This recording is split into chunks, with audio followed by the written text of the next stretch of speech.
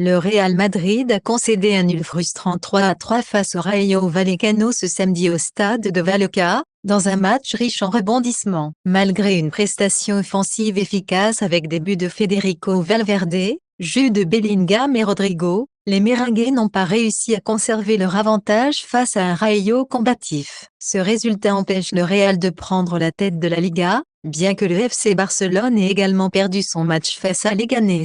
Le Rayo Vallecano a surpris le Real en ouvrant le score dès la 4e minute grâce à Unai Lopez, suivi d'un deuxième but signé Abdul Mumin à la 36e. Le Real a réagi immédiatement avec un superbe tir de Federico Valverde à la 39e et une égalisation de Jude Bellingham juste avant la pause à la 45e. En deuxième mi-temps, Rodrigo a donné l'avantage au Real à la 56e minute, mais Palazón a inscrit un dernier but à la 64e pour le Rayo, scellant le score. Malgré son potentiel offensif, le Real Madrid a une nouvelle fois montré ses fragilités défensives. Les erreurs d'alignement et un manque de concentration dans les duels ont permis au Rayo de marquer 3 buts, exploitant au maximum les opportunités offertes. Les Madrilènes ont également manqué de réalisme en fin de match, échouant à convertir des occasions clés pour arracher la victoire. Ce nul aurait pu être dramatique pour le Real si le FC Barcelone n'avait pas trébuché. Les Catalans ont été battus 1-0 à domicile par Leganés,